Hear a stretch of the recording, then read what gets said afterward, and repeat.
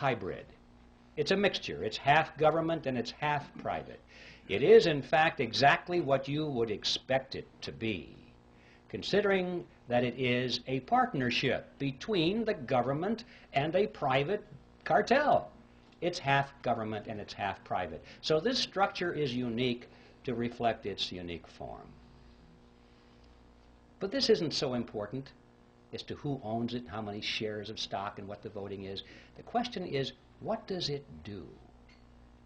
Insofar as merely abolishing the Fed, as some people have said, many people have said, abolish the Fed and turn it over to the Treasury or turn it over to the Congress so it can be run for the benefit of the people. Always make sure you say it's for the people, and that makes it okay. It would do the same thing over there that it does over here. It's not a question of who owns it, it's what does it do, and as long as it is a central bank, which means as long as it has the power and the mandate to create money out of nothing, that's what it's going to do. It's going to create money out of nothing, and I'm sure the same people will run it over there that run it over here. We must remember that all of the central banks of Europe are in fact direct agencies of their respective governments. They are not these hybrid organizations over there that they are here, because there was no necessity to create that myth over there. They just went right for it. It's an agency of the government over there. And they all do exactly the same thing as our Federal Reserve System does here. So you see, just turning it over to Congress without taking away its power to create money out of nothing is a non-solution. And I'm sure that the people who run this would be willing to use the same kind of deception they did back when it was created. They would pretend to resist that idea. They would fight it with all of their might, at least in public, knowing that they could yield on that and have it turned over to the Congress and they'd still have control of it, over it. So that is a non-solution. I'd like to talk now about what the objectives of the Federal Reserve System are, because if we're going to say it's going to, if it were turned over to Congress, it would pursue the same agenda. What is that agenda? Extremely important thing to focus on, because we're told that the purpose of the Fed is to stabilize the economy. And everybody kind of believes that. I mean, when Greenspan comes on and says, well, we're raising interest rates now, why? To stabilize the economy, right? To prevent inflation. In other words, to protect you folks. To protect you. And we buy it. Well, one of the most widely used textbooks in our schools right now, a textbook on economics written by Paul Samuelson, explains it this way. It says, quote, "The Federal Reserve sprang from the panic of 1907 with its alarming epidemic of bank failures. The country was fed up once and for all with the anarchy of unstable private banking."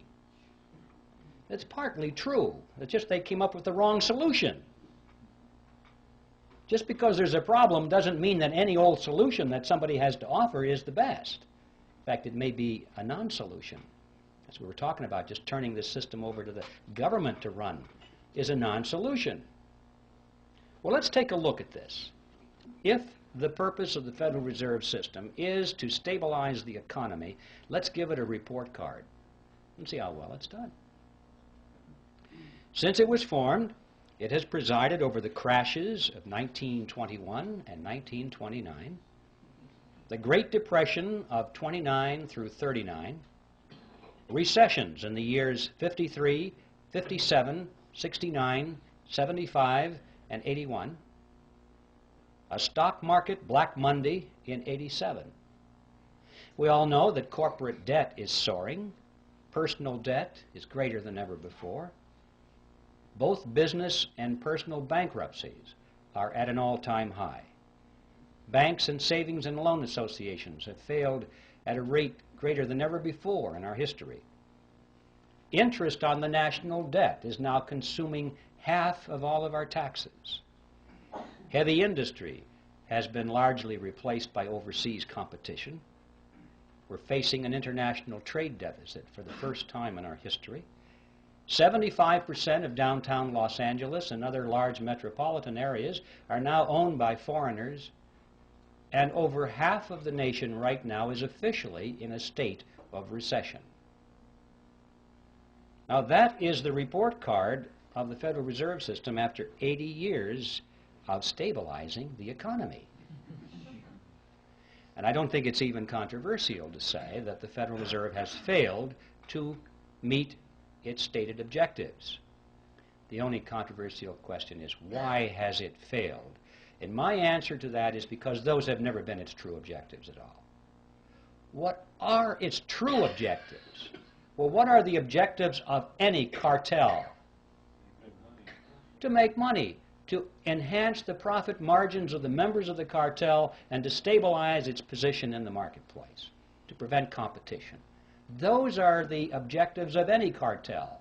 And if our analysis is correct here, we'll find that this, in fact, has been what the Federal Reserve System has accomplished for itself and its component members. To be more specific, it's possible to go to the period of Jekyll Island and read the papers and speeches that were done by the people on Jekyll Island and their associates. The big banks were concerned over three things, among other things, but the three main things were as follows. They said they wanted to reverse the erosion of their power away from New York. That's right, just the opposite of what the Federal Reserve System was supposed to accomplish. They wanted to keep it in New York. They were concerned because as the nation was spreading westward and southward, new banks were springing up all over the frontier. And more of the capital assets of the nation were moving in that direction. Yes, they still had the lion's share, but every year the percentages went down a little bit. And they could see where that chart was going. And they said, we must put a stop to this now while we still have power. Remember, John D. Rockefeller said it, competition is a sin. And competition from the new banks in America was something that had to be stopped. See, one of the purposes of the Federal Reserve System was to control the competition from the new banks. And this is a good place to emphasize that when I'm talking about the cartel, I'm primarily talking about the big banks in New York that created it, and the international banks as well, the ones in Europe. I'm not talking about your bank down the street that ever since the system was created has struggled and struggled under the regulations of the system, which were designed primarily, to some extent, to squeeze the competition out or to keep it in its place. And you've seen that process going on throughout the years. We have fewer and fewer banks all the time, little ones getting gobbled up by the big banks. So that was objective number one. Number two, they wanted to reverse the trend of what is called private capital formation. Now, what that means is simply this. It means that people in those days were using their own savings instead of going to the bank and borrowing. Corporations in particular found that it was better for them to withhold some of the dividends from their stockholders each quarter, put that money into a sinking fund, let it accumulate, or let the capital form, as they say, capital formation, and then use their own money to build the new factory or launch a research and development project or whatever, instead of going to the banks. And the banks were extremely concerned over this trend. They racked their brains. How do we get businesses to come back to the banks and borrow money again? And their answer was quite simple. If you were a banker, you would know how to do that. The answer is to lower interest rates, to make those rates so attractive that you'd be crazy not to go to the bank and borrow the money at those interest rates. It's so much easier than saving. Well, why didn't they just lower interest rates? Because that was 1913, ladies and gentlemen, and they couldn't. Money was real money in those days. It was backed by gold and silver. There was no lever on it. No man, no group of men, no politicians, no bankers could arbitrarily affect interest rates. Because it was backed by gold and silver, the money was, and they couldn't just create it out of nothing. You see, under those conditions, interest rates are the product of the forces of supply and demand in a free market economy. Nobody has control over it. And that's